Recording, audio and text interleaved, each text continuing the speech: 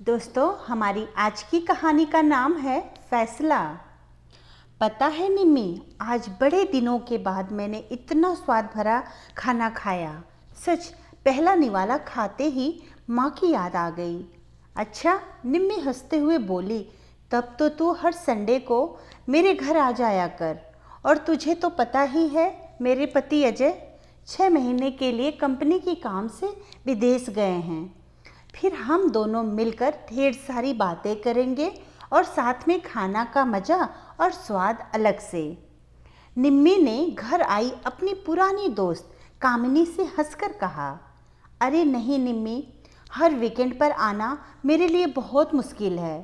खैर, तू पहले एक बात बता, तेरे यहाँ जो बूढ़ी औरत खाना बनाती हैं वो महीने में कितने पैसे लेती हैं? सच, बहुत टेस्टी खाना बनाती हैं। खाने के बाद मैं उंगली चाटते रह गई। उसे मेरे भी घर भेज दिया कर। जितने पैसे कहेगी मैं उसे दे दूंगी, क्योंकि मेरी सास बहुत बीमार हैं। खाना बनाने वाला कोई मिल जाए तो मुझे बहुत राहत होगी। यार, ऑफिस के साथ घर संभालना बड़ा मुश्किल हो जाता है। और मेरी सासू माँ बिना सहारे के वो बिस्तर से उठ नहीं पाती। हर वक्त उनके पास एक आदमी चाहिए। ओह, पर ये बूढ़ी, इतना ही बोल पाई थी निम्मी कि रसोई घर से आ रही बूढ़ी औरत पर नज़र पड़ते ही निम्मी के मुंह की बात गले में अटक कर रह गई। फिर बूढ़ी औरत ने बोला, बेटी, मुझसे अब अधिक काम नहीं होता, यही कर लेती हूँ, बस इतना ही काफ़ी है।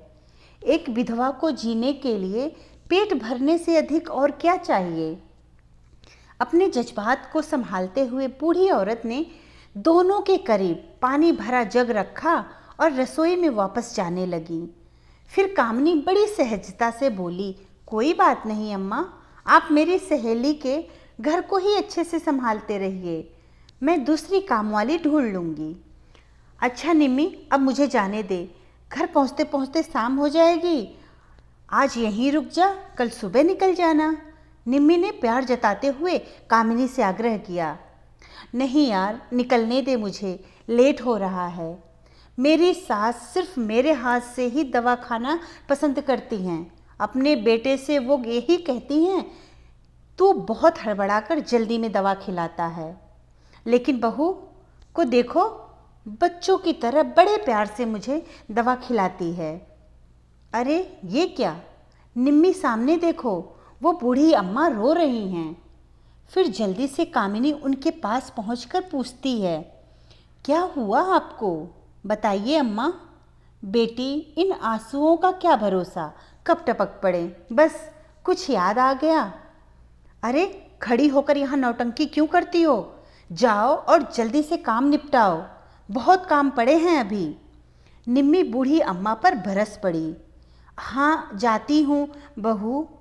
उस बूढ़ी औरत के मुंह से निकले अधूरे शब्द कान में पड़ते ही कामिनी की आंखें चौड़ी हो गईं। प्रश्नवाचक दृष्टि के लिए उसने निम्मी से पूछा, ये अम्मा तुम्हारी सास हैं? परंतु तुमने तो मुझे, अरे, अपने पति की माँ को ही तुमने नौकरानी बना डाला। और अम्मा, आप अपने बेटे से कुछ कहती नहीं हैं क्या?